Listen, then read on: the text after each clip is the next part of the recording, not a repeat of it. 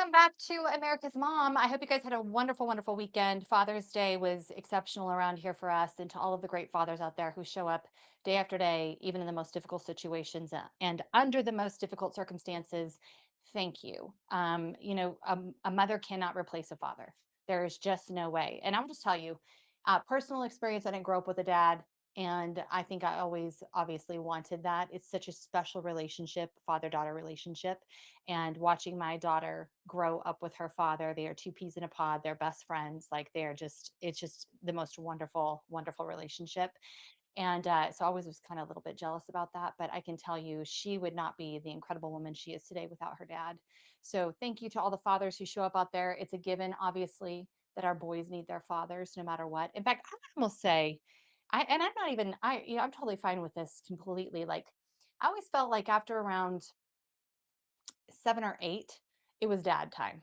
It was like time for dad to seriously start stepping in with the boys, helping them to man up and like find their feet, their footing, and start figuring out like that they're strong, that they can be strong men, and yet they can also be soft and compassionate, all those things. But I do want to talk a little bit about that today, the role of fathers and the gap that society is trying to create between strong men and the generation of men we are growing right now. It's more than just the estrogen high boys. It's more than just the what is it called? What is that? The frogs are drinking it and turning gay. That's in our water. I literally can't think what it's called right now. Atrazine. It's tatrazine. Is that what it's Atrazine. called? Atrazine. It's more than just the atrazine in the water, you guys, turning the boys gay, okay? Turning the frogs gay. It really is the absence of fathers stepping up and being men. And I do want to talk about that a little bit today. I have got some updates for you on the Strait of Hormuz because I could not leave that one alone. It's been a point of contention in my household. And I realized there is some critical information that the public needs to have. And wow, are you going to love the hypocrisy? Because if it's this under Ukraine, let me tell you, it's not just 300 billion for Ukraine, guys. We're almost up to $600 billion worth of promised resources for Ukraine from America. And I'm going to tell you how it all works. So please stay tuned. Those senators and congressmen who are pretending to be so scared about this whole thing, where were they for Ukraine? Because it's the exact same deal. And I think what I'm realizing is there's nothing to be afraid of because it isn't falling under the taxpayer dollars. We're going to talk about exactly what the plan is and the process is. I feel that I know this plan and process very, very well because I had to work through a lot of nonsense in Ukraine in partnership with an American company trying to take advantage of this incredible opportunity that was playing out in Ukraine for the America agenda to bring peace and stabilize the area. So I'm going to talk about that with you guys today. I want you to have the truth about what's actually going on. It's just so disgusting. Sometimes I can't even, like I said, I get pretty disgusted at the complete disingenuousness of elected officials. I just, especially your Congress people. Let me just tell you, I'm going to have a shirt, abolish the Congress. Abolish the Congress because they no longer represent the people anyway. We either need to abolish the Congress or we need to multiply the Congress exponentially. And then they must serve at least 300 days at home. They can only be in Washington, D.C. like 50 days of the year. Okay. The rest of the time, they need to be in their own district, representing their own people, held accountable by the local populace, because these people are freaking out of control. Okay. So I want to, and also, they can't travel internationally more than like 3 times. They get to pick 3 events, and that's it. The rest of the time, they are in the United States representing their constituents from their congressional district. This whole I'm an international citizen, I am a world citizen, a global citizen in Congress. No, no. And by the way, also zero dual citizenship represented in Congress, period. No dual citizenship allowed as a congressional member. I don't even know why we have to have that discussion, but apparently it's necessary. So I want to get into that a little bit today too, so that you understand what's going on and just how ridiculous all of this is with Iran. I understand the whole war, but I get it. It's so with you guys. I'm on it. Like my boys aren't going to go fight in Iran. Like it's never going to happen. But what has transpired in the last 2 weeks is really pretty epic. What President Trump has done, the turnabout that he's had, he tried it. Okay. He tried it the globalist way for a moment. I think we all are going to concede to that. He tried.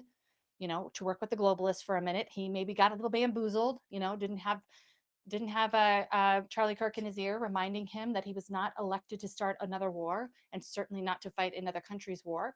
But he has most definitely come around. I don't think any of us can deny that. And I want to give him credit for that, that he changed his mind. And I'm so with him on that page because America first.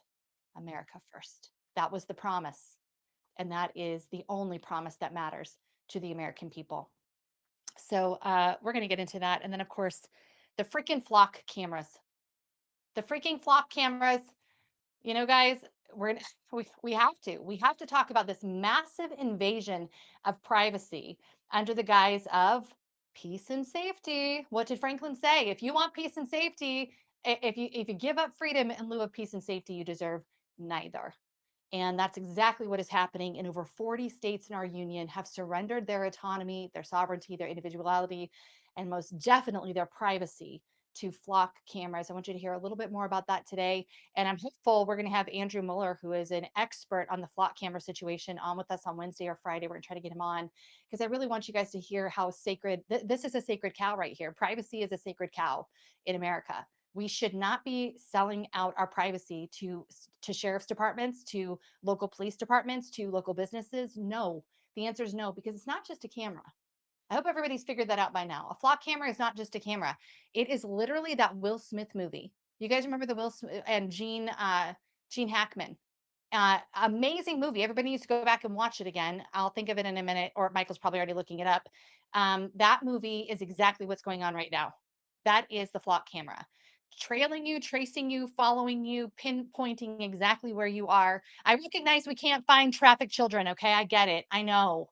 But man, if you cross the law, they will find you, and the flock cameras will be playing a huge role in that. So I want to make sure that we cover that today. But I think we're going to start. Let me just make sure I'm telling you guys this right. I want to start with Hormuz, the Straits of Hormuz, and this whole Iran issue because, again, it's just so disingenuous. It really is. We got to know what's been going on, why Ukraine has been so significant. The deals that Scott Bissett made with Ukraine is the exact formula and formulation that's being duplicated in Iran. It's the same. I want to start with this. Let's go ahead and put this up. $300 billion. They're making it sound like $300 billion is going to come out of American taxpayer dollars, right? U.S. has promised Iran $300 billion in this deal. Lawmakers are questioning U.S. involvement with a $300 billion reconstruction fund for Iran. That was part of the memorandum of understanding signed by President Donald Trump and Iranian President Masoud Pezeshkian this week, aimed at ending their war. The memorandum said the U.S. is committed to working with regional partners to develop a plan that provides $300 billion for Iran's reconstruction and economic development, but didn't explicitly say which countries or companies would provide the funds. I hate these people. I hate mainstream media. I hate these total antagonists, these outrage circus antagonists putting crap like this out for the public, which they know is categorically false in that they're withholding specific information that would change the whole narrative. Okay. This is the exact same deal that was given to Ukraine. This is not $300 billion coming from the taxpayers. What they have done is the exact same thing that they're doing that they did in Ukraine. That, some people are saying it's been very successful. I was just in Ukraine a couple weeks ago. I was able to talk with the Chamber of Commerce there and ask, how is this going from your perspective? I had had a very different experience in Ukraine, being here in the States, not having relationships with DFC, which is the funding arm internationally for countries that are under a certain GDP. We finance projects through DFC. It's a private, but it works with the federal government in order to provide insurance. And again, it literally serves the needs of America in other countries to establish business and commerce. I love it. I think the idea of DFC is absolutely brilliant. It makes so much sense from a business perspective. And but things always go back to relationships. Who do you know? Who knows you? Who trusts you? Who knows that your company is legitimate already? What relationships do you have that can verify you are who you say you are? In addition to just kind of the chicanery that goes on in these countries when they are rebuilding, when there's massive amounts of money on the table, there's GMOs everywhere, or yeah. Is that what I meant to say? Not for profits everywhere. Those companies true entrepreneurs, true um, businesses are competing with these nonprofits who are posing a little bit as potential businesses. And it's very frustrating, just so you know. It's extremely frustrating. These not for profits will raise, I mean, so much money, but it ends up just being a big money laundering scheme because how much actually gets to the people, we'll never know. There won't be an audit. It's a war torn country. What are we supposed to do? How are you going to audit that? And versus the companies, the actual legitimate companies that are there in a capitalistic fashion, trying to grow money for themselves, as well as it's a win win, right? As well as money for the citizens of that country. They're required to hire from that country. They're obviously required, they're audited. If you're working with DFC, which most, if you're in a war torn area, you're working with DFC if you're an American company, because you can't guarantee that your stuff will be protected, your production will be protected. So when that is happening, you're being audited. You're being watched and analyzed very closely if you're a part of these reconstruction agreements. Now, my understanding was the one in Ukraine was the first of its kind. It had not been done before. And I'm going to just tell you right now, this is what I believe is going on. Okay.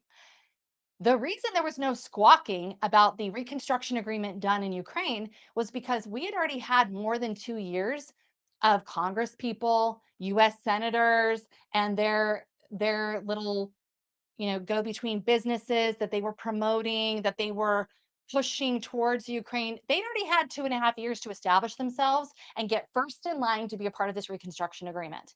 Now, again, remember, they're going to get special support, they get special help, they get special interest rates, they have insurance, war coverage by the federal government. It's amazing if you're in, okay?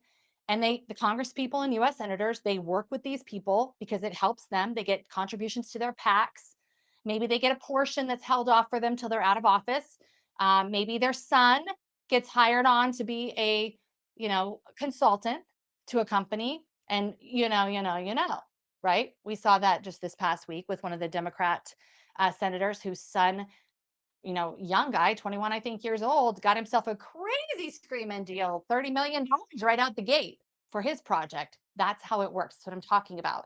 In Ukraine, there was a lot of time to kind of scheme and get in there first. Iran, not so much. It was a very fast and efficient and apparently effective war after all. I am very glad to be on the other side of this and be going, okay, this was very fast. It didn't have enough time for these little weasels to get themselves over there and get their cut of the pie. So, of course, the exact same plan is laid out in Iran for half the amount, by the way, half the amount.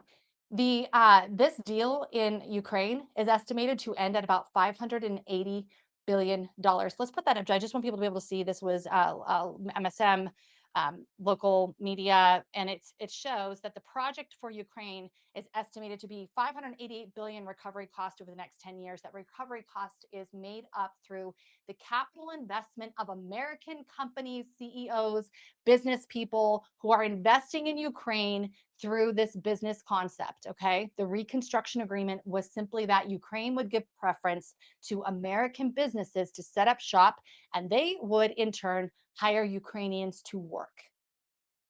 That's it. Okay. So everybody's winning. All boats rise. It was the most brilliant plan put together by Scott Bessent. You guys, it's the exact same deal. Exact same deal in Iran. So I just want to, I have to read some of this, okay? The whole goal, let's just start with Iran and this reconstruction agreement. I think I already shared all that. Okay. This implementation of this reconstruction agreement plan is going to be finalized as part of a deal within 60 days. We're down to like what? We're down to 53 days now. All required licenses, waivers, permissions needed for the relevant financial transactions will be granted by the United States of America. That obviously there will be an oversight committee just like was established in Ukraine. And since they already did it in Ukraine, and they've done it effectively partnering with chambers of commerce, with veterans associations, and with known supporting members of the parliament there in Ukraine that are friendly to the United States. They've been able to apparently get a lot done. And I really did have a great report from the Chamber of Commerce there. And they would love, I mean, really, it's just who do you know that you trust, right? There's always going to be that caveat there. So this is what's so ridiculous. Here's how the article went on to read. Lawmakers on both sides of the aisle are sounding alarms. Including several Republicans. Let me just ask you, do you think Cornyn was sounding the alarm in Ukraine? when the Reconstruction Agreement was laid out? No. Cornyn is like so beloved in Ukraine, and it's because he's brought a ton of resources to Ukraine. But do not think for 5 seconds he did that out of the goodness of his heart. Okay. I am telling you what I know to be true. And there's no audits about this stuff. I don't know why. I don't know how they even would, because there's just so many different routes to go. 10% for the big guy. Remember that? Remember Hunter Biden? Make sure there's 10% for the big guy. Where do you think they put that 10% for Joe Biden? They probably stuck it in an LLC somewhere. I don't know. But there was 10% for the big guy. That's all I know. Cornyn, beloved over in Ukraine. He's done a lot over there. Hasn't done that much for the US, by the way. He voted to keep the border open, the southern border open here in the state of Texas. That's why he lost to Ken Paxton. But he sure has been working hard for the people of Ukraine. So hard. Anyway, Republicans, I have to know where that money is coming from, because I don't think my constituents are going to be really happy if that's all US taxpayer dollars. You know how stupid these people are? No offense, that's Senator Joni Ernst from Republican of Iowa. You know how stupid you are? You didn't even read the memorandum that President Trump set out. Otherwise, you would know it's the exact same deal as Ukraine, and you would know it is American ingenuity through these incredible companies and corporations and partnerships that America is going to bring over to Iran to rebuild it. And so that means America is going to get richer too. It's not taxpayer dollars. Joni, guess what? There's other ways to get money than finding a way to filter taxpayer dollars to USAID and then to your LLC. Yeah. I don't know if you know that. We probably aren't going to be friends now. Sorry. Asked if he is concerned about the $300 billion fund, this is what Senator Ted Cruz had to say. I mean, just can't. Just don't comment. If you don't know what's going on, don't say anything. But instead, this is what he says. They asked if he's concerned about the 300 billion. I am. History demonstrates that giving billions of dollars to theocratic lunatics who want to murder us is an exceptionally bad idea. That's not what's happening. We're not giving $300 billion to Iran. This deal only works if Iran is willing to work with our companies in Iran. That's it. If they won't work with American corporations in Iran, then there will be no reconstruction agreement, because there will be no companies who will come there to work. One of the things that I learned through this whole entire ordeal, personally, on a business level, outside of doing all of this stuff in my real life, it is so difficult to get through the rot of bureaucracy in these governments. I am very curious to see how Iran is going to go, because it's very difficult. Who do you talk to? Who is the right person to deal with? DFC is going to have their hands completely full working in Iran and trying to negotiate these terms and negotiate on behalf of these companies and corporations with them. This is not going to be an easy feat, but this is not $300 billion of taxpayer dollars. If they had just read the memo, they would understand that, and why it was such a freaking amazing idea when it was Ukraine. But all of a sudden, that's so disingenuous. So Ted Cruz, oh, I'm so concerned. You didn't even read it. You didn't even read it. Any opportunity these people have to throw President Trump under the bus and to cast doubt on him and his administration, they freaking do it. It didn't even take, you guys didn't even take 2 minutes. I Googled and then I read the memo. I'm just so, it's just so, it's so dumb. The outrage circus is so dumb that I don't know exactly what to do with it, but to beg all of you to please stop watching clickbait, go to the original source. In classical education, thankfully, my children are rooted in classical education. We are always telling them, what is the source? Go there. Go to the source. Stop listening to these talking heads, and especially these politicians. Stop listening to them. Pretty much anything coming out of their mouth is not the correct understanding of whatever has just gone on anyway. They have probably zero concept, because it's not a big deal to them. They've just been given their marching orders to be against President Trump or be down on the current administration, because we're getting ready for another election in 2028. And maybe their guy is not in the Trump cabinet. I don't know. All I know is these people they're absolutely ridiculous. This is the same exact deal that was extended to Ukraine, and it was an awesome idea. Awesome when it was Ukraine. But I believe it was because they had more time to pilfer the country and establish their 10%. And they don't have that kind of time in Iran. It is going to be the hungry that win in Iran. It's going to be those who are willing to take really big risks. The exceptional Americans, exceptional American industry that's going to go over there and say, we're going to do this. and they're going to rebuild that country from the ground up. And I hope that none of these politicians benefit. I hope that none of these congressmen connected to FEMA benefit at all. I hope FEMA doesn't even get involved at all. I just hope it is just great American grit that gets over there to Iran, partners with other great Iranians who believe in the great production of their own country, believe in the future of their own country, and I just pray they build something beautiful because these people are stupid. I can't. They're greedy. They're greedy, and they're stupid, and it's not going to work for them because they're coming to the party too late. They're coming to the table too late. The only person who might possibly be in the worst position of any politician ever right now is Lindsey Graham. And I do want to say I have not heard anything from him yet about this whole situation. So it's very interesting. We're going to see. I want to make sure everybody understands too with this deal in Iran, it's not just the business owners. You're going to have the World Bank Group, the European Commission, and the United Nations, which I figured the EU would be roped into this. And I figured the UN would be roped into this. So they are. They're going to be roped into it. They're going to have to probably help pay for certain parts of it. America will not be paying for this. We will be building, we'll be growing things, we will be making money. We will not be just outright giving out welfare. Now, European Union likes to do that, and the United Nations likes to do that. They may do that, but America will not be doing that. And I wish that I could speak just candidly on President Trump's behalf. This is an amazing deal, and what it you have to teach a people how to be free. And industry is what frees a people. Being able to develop something with your own hands with limited bureaucracy, limited red tape to get through, and grow something for not only you, but your family, for your community. That's where freedom, that's where you feel the freedom that you believe you already possess. And so I'm excited to see what's going to happen here. Now, when it comes to Ukraine, I want to just double down on this and how expensive already what it has actually cost the American people. I believe right now, Iran and between America and Israel and this whole Iran war and all the things that have happened, I think we're about $1 trillion in, is what it's sounding like right now. That is insane. Insane. I don't know how those numbers break down yet. I'm going to look into it, but I don't know how they break down. That is wild amount of money. So far, like I said, in Ukraine, we are gosh, we're approaching about almost $600 billion that we are in for our welfare, U.S. aid, and for all of the equipment, all of the everything that we've provided to Ukraine. We're about $600 billion in. We're hoping to recoup a lot of that through the mineral resources agreement with them and the reconstruction agreement. But right now, direct damages, when you look at the rebuilding project and the scope of what it's going to take to rebuild Ukraine, it is looking to be about almost the exact same amount, around $600 billion. How much of that, again, is greasing the palms of politicians and every single layer of bureaucracy so everybody gets their piece of the pie before a project actually gets completed? I don't know. I don't know how much of that percentage of 600 billion is actually just paying people off in order to get work done, but it is. It is. And before you start thinking that's, just their problem over there, no.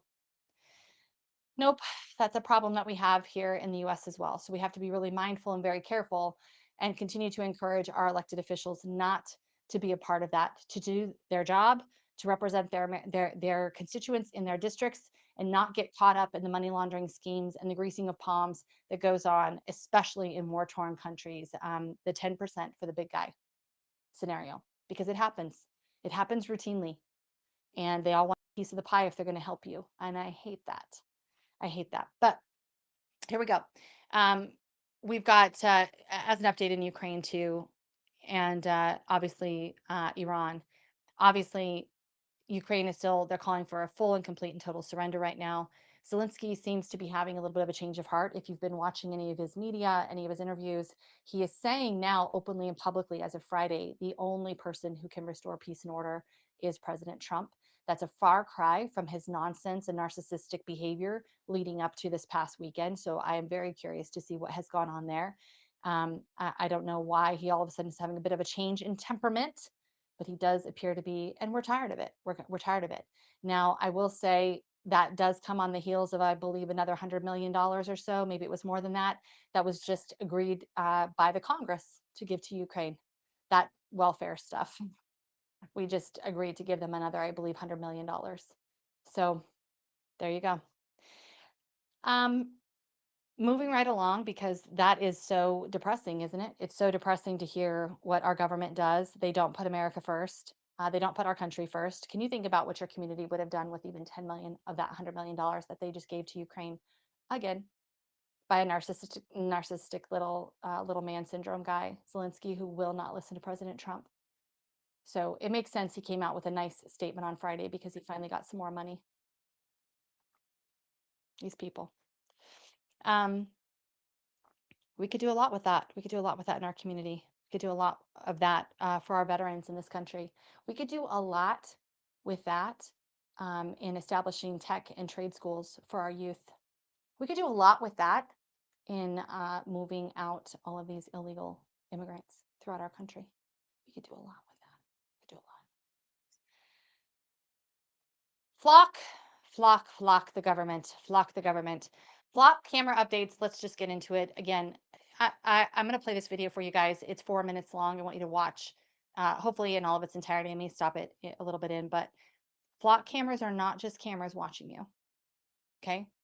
We all need to agree on that from the very beginning. That is a founding point. It's a principle of flock cameras.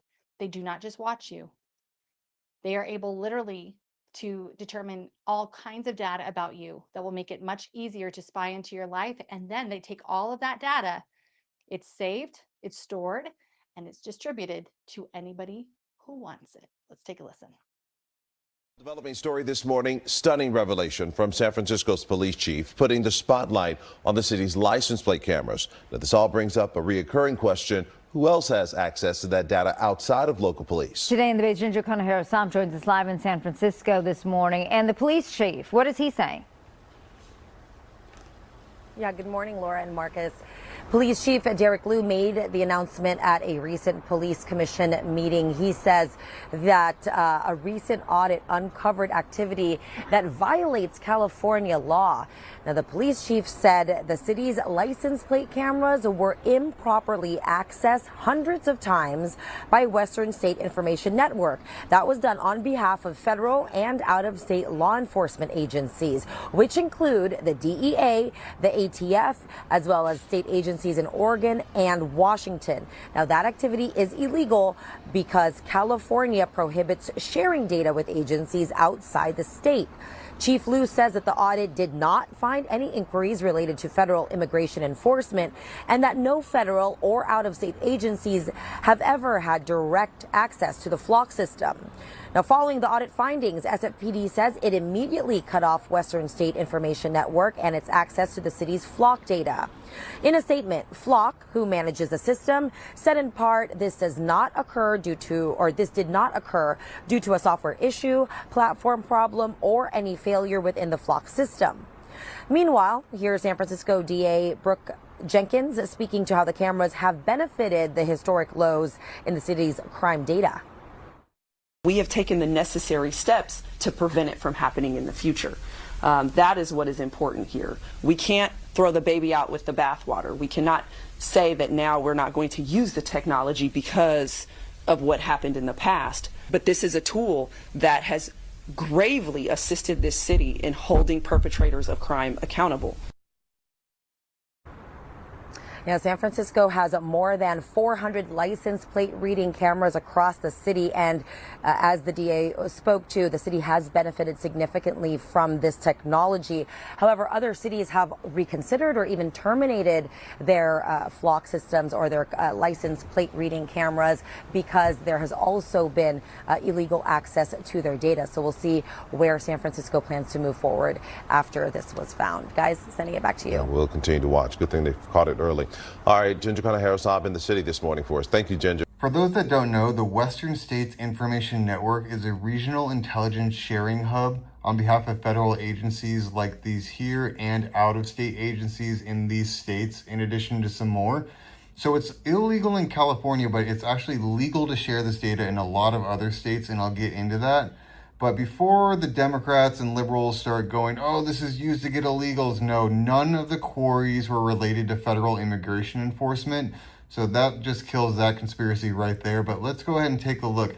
Now, keep in mind that all these agencies and states are accessing license plate readers, and if they can access the license plate readers, then they can access a lot more of the cameras. Some of them even follow people around. They can track your movements and all that other kind of stuff. But let's just see, how many states would this have been legal in? So according to this, 40 or more states out of 50 do not have these strict information sharing laws like California does. So it could be as many as 40 plus states can share your data with other states or federal agencies. This is a network of mass surveillance, and it's being established right now before our eyes. This is the police state. This is what we've all been worried about, and it's happening right now. All right. It is happening right now, and I want to go over just a couple of facts regarding the flock cameras and what's happening here. So again, it's not it's almost like they're able to get all the data they would normally have that they would normally acquire if they had a warrant, right? Normally they would have to go petition it. They'd have to go before the NSA because it's the federal government who's accessing this information that we're saying that is not okay at all. They're getting this information without any of our consent, without any reason. They're not giving a reason why they would even need this information. There's no warrant involved. They're not having to do anything. And there's a couple of arguments I want to address about this too. So once they have the data, that data is being turned over to the federal government. And again, they didn't have to do anything. They didn't have to get a warrant. All of a sudden, they're able to look into your most private details about your life using the data from those flock cameras without even having to work for it. And I think that's what's bothering me. It's the same reason like when a camera is at an intersection and you get a ticket because the camera caught you running the red light. Um, you would always contest that because you need a human there to observe if you have violated the law, not a camera. And for our federal government, which knows their boundaries, knows where they are supposed to stop, where they're supposed to end, they're not doing that, and they never will do that. They will always take advantage of whatever is available to them. I think people need to really understand that they're not going to restrain themselves. Government does not restrain itself. We just came off of 5 years of Joe Biden. Government is not going to restrain itself. We know that government is a necessary evil, and any opportunity they have to be lazy and make their jobs easier, they will do it. I would also say that that is human nature. Humans will always go for the easier path. That's another reason that these should be abolished immediately. Now, San Francisco was trying to say that they have been able to catch criminals and it's affected their crime rates. San Francisco's crime rates, I need to pull those numbers, but I did do it a while back. From what I can tell, there's been no variation in their crime rates whatsoever since the introduction of flock cameras. They may be catching a few more people sometimes, I don't know. But the argument that the DA is making that it's helped them to catch criminals, you notice she did not say lower crime rates because there are no lower crime rates in San Francisco. It is an absolute devastating place to live. The crime is unnaturally high. Flock cameras have not prohibited or inhibited crime at all. It's just an easy port of entry for our government to watch and surveil everything we are doing. So please keep that in mind. Right now, though, some very good reports. Dozens of U.S. cities are removing or they are disabling their flock safety license plate reader cameras due to public backlash, of course, over privacy, data security, and fears of data sharing with federal agencies. But that's not a fear. Just because it might be legal, thanks to the Patriot Act, might be legal in 30 to 40 states, they shouldn't be doing it.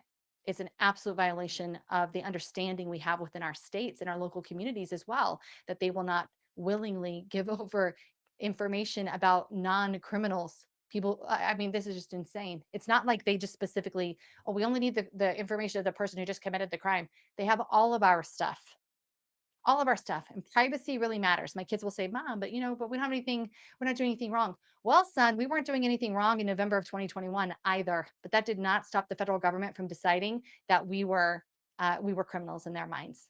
And that is government. We're just not operating very smartly. We're just not, as humans in America, we're just not really operating wisely in the understanding of how bad government can actually be. It's really, really insane. I saw a post out of Dallas. Dallas, they were able to catch these guys in Fort Worth because Fort Worth has flock cameras. Dallas got rid of theirs. Fort Worth has theirs. And they're like, thanks to these flock cameras, this is so great. We caught the bad guys. I'm like, how about you do better police work? If your police officers, your people on the ground can't figure this out, then I guess they don't deserve to get caught. Okay. They get off. If you have to rely on an illicit form of information that you should not have in order to catch the bad guys, if you don't have to do any investigative work, then they, you know what, they deserve to get away. I just think that these kind of quote tools promote unbelievable, unbelievable laziness in our law enforcement. I really do. Not to mention that again, it's capturing innocent people that should never be surveilled, never have their data out there, never be looked at, never have to worry about invasion of their privacy because they are law-abiding citizens, lumping them in with people who are doing nefarious activities. Okay, so here we go. Big, huge pushback going on.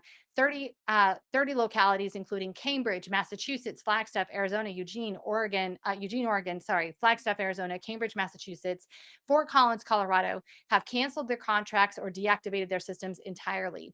Cities like Fort Collins, Colorado, and Dane County, Wisconsin, have voted to end their contracts and have either started or scheduled the removal of city-owned equipment, and that is because of public outrage. That is because citizens began showing up at the city council meetings and explaining what's going on.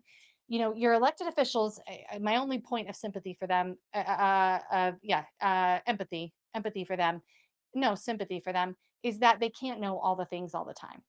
They're trying to do, I do believe some people are trying to do, especially on a local level, the best they can for their communities.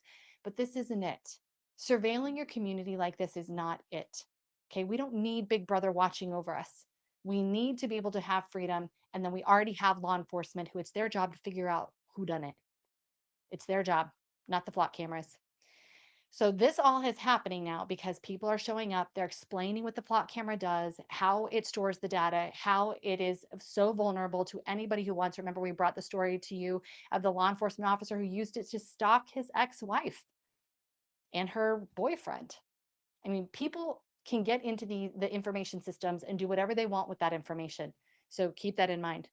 It makes a big difference what you do and how you interact with your local government. Privacy and ICE concerns. This is kind of an interesting play on this because those who are trying to avoid and evade ICE, Texas communities like San Marcos voted to let their contracts lapse to prevent local data from being used in mass federal immigration sweeps. Listen, I agree. I agree. The federal government should not have access to this type of information with that. They need to go in and do the investigation and be boots on the ground. We're not doing this federalized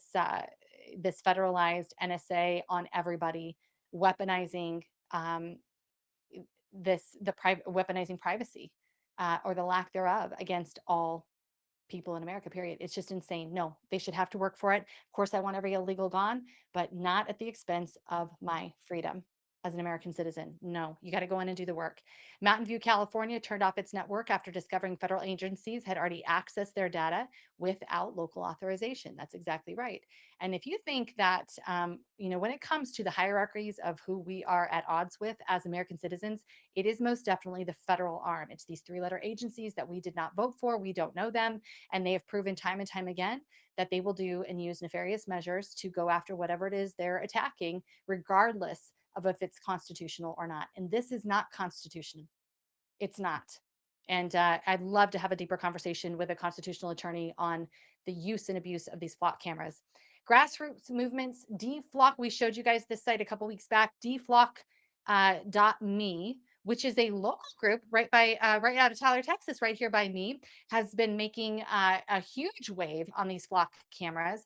They actually have created a map that shows you where all of them are at, and then you can reach out to those communities and start making your voice be heard on getting rid of these cameras. It's really fascinating because after 2022, it was like a massive bomb blew up, and I was like, who got that contract?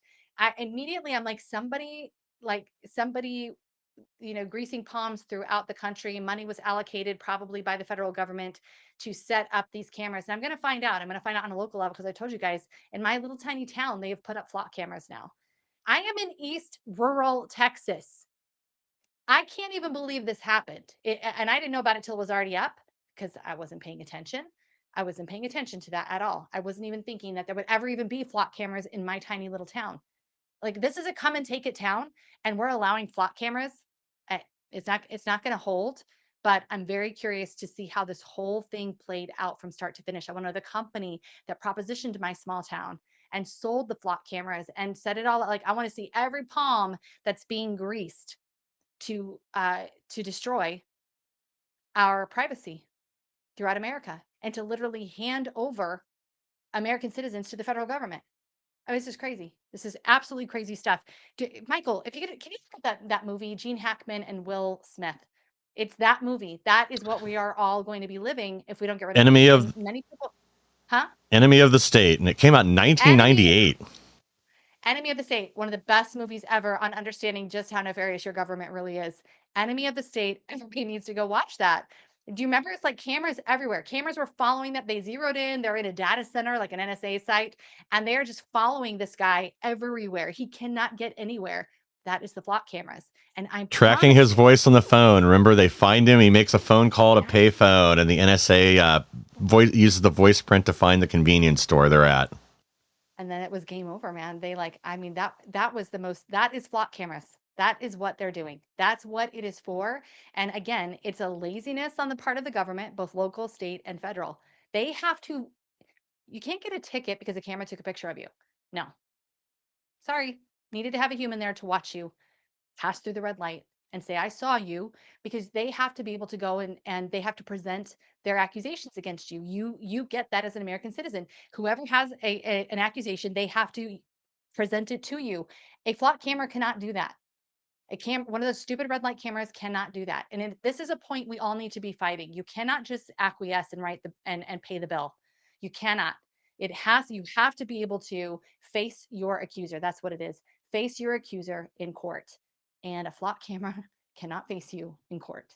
And I just it's just absolutely mind blowing to me that we're allowing this. We can't allow it. This is total Gestapo China stuff. We all watched this stuff online and thought that will never happen here. This totally goes in tandem with your credit score issue, the credit score stuff that's going on. We already know Governor Cox of Utah and Governor Polis of Colorado have started their little goodwill program, their social credit score program. They announced right after the assassination of Charlie Kirk as a do good program. Let's all just get along. I mean, the social credit score is rolling out right along with the flock camera. So I'm very curious. I just can't wait to get to the bottom of this and figure out who done it. Who did this to American citizens? So dflock.me, everybody go check that out and see what's going on in your own local government and get these taken down. Petition your local government to get it taken down. I think one of the most shocking things for me was seeing that sheriffs have gotten behind this. This is so in opposition to the Constitution. And a constitutional sheriff would never promote a flock camera in their counties. It might make life easier, but again, if you're looking for peace and safety and you're really going to abandon freedom to quote establish that, you can't establish that. First of all, you cannot. You're just trying to make things easier for yourself. You're lazy and you need to go find a new position, or else backtrack quick, repent, and get the cameras taken down. I'll take that too.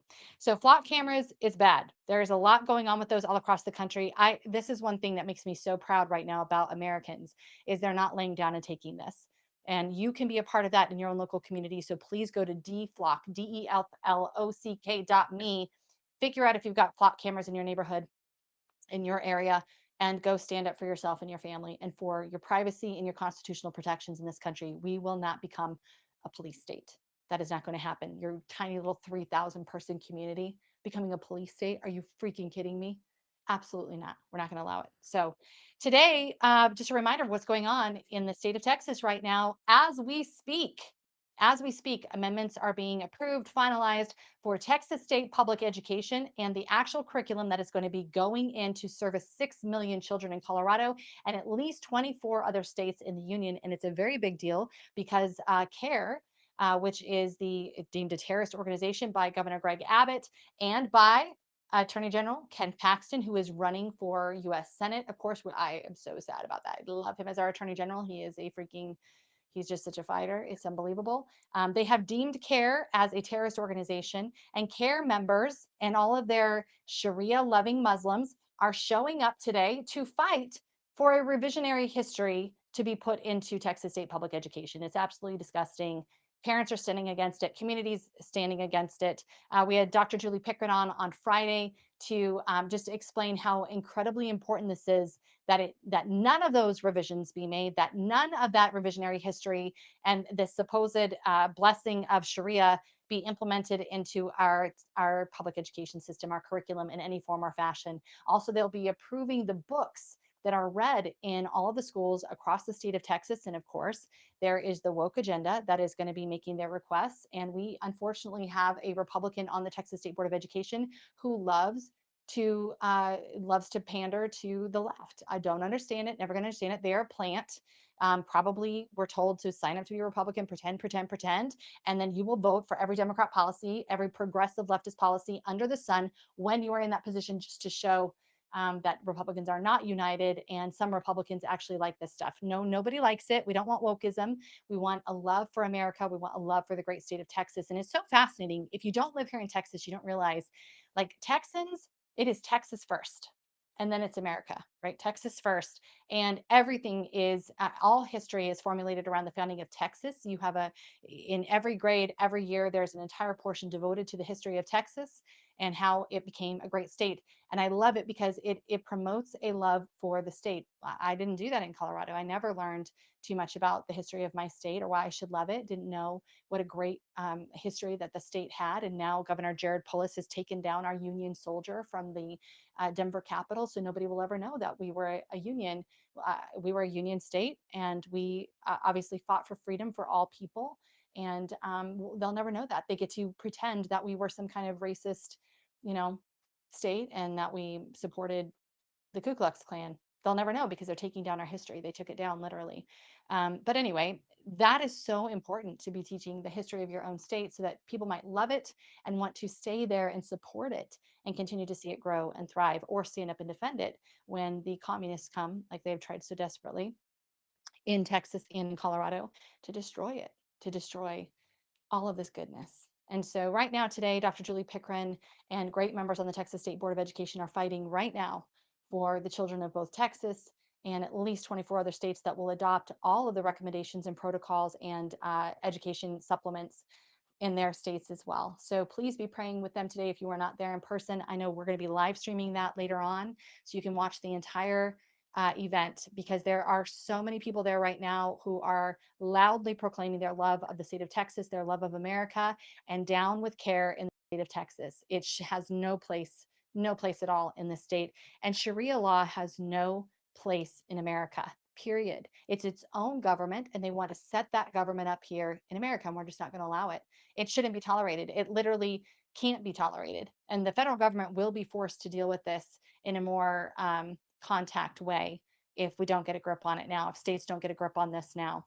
So that is happening right now. And then, as always, guys, in our last few minutes together, I want to remind you about what is going on with our children. So last week we shared a story with you guys, and give me just one second. I want to make sure I get the names right. I think this is so important. I don't want to make one mistake about this, because this is a very, very, very critical story in the state of Colorado. Once again, who is not shocked?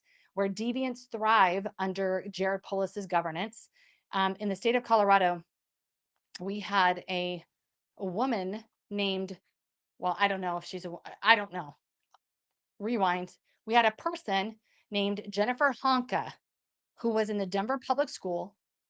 And you'll remember I guess they're calling her made female students, she was a French teacher. So it had nothing even to do with gender ideology or anything. This woman's just a deviant. And she has the girls kiss each other, and then she grades the kiss. She was dismissed immediately, unequivocally, by the Denver Public School Board immediately. Well, I wish that was the end of the story. But Jennifer Honka got herself another job in education at an elementary school. Can't make this up. Now, what elementary school, we do not know yet. We are trying to find out. We will be posting it. We will go live. We will do everything we can to make sure that every parent knows that this deviant is in their school now, teaching their minor children. Elementary school is going to be what, ages 5 to maybe 11. And Jennifer Honka, after having girls make out with each other in her classroom and grading it, is now working with elementary age children in Colorado. So we're going to find out what school she is in. This was absolutely shocking. There wasn't one comment that gave any room at all to this person, not one. Even the normal lunatics weren't out supporting this teacher. It was just right out the gate, all the way down.